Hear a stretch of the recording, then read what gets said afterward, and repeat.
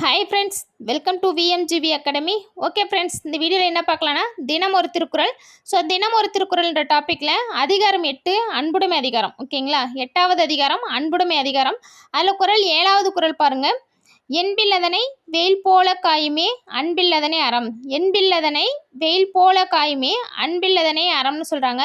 அதோட பொருள் பாருங்க, எலும்பில்லாத உயிர்களை வெயில் வருத்தி அழிப்பது போல, எலும்பில்லாத உயிர்களை வெயில் வருத்தி அழிப்பது போல அன்பில்லாத உயிர்களை அறம் வருத்தி அழிக்கும்.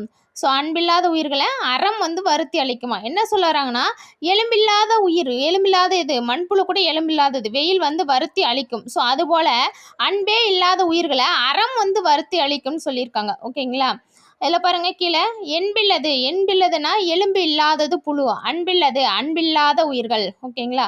ஓகே ஃப்ரெண்ட்ஸ், வீடியோ பிடிச்சிருந்தா லைக் பண்ணுங்கள், ஷேர் பண்ணுங்கள், கமெண்ட்ஸ் பண்ணுங்கள், சப்ஸ்கிரைப் பண்ணுங்கள் ஃப்ரெண்ட்ஸ். தேங்க்யூ.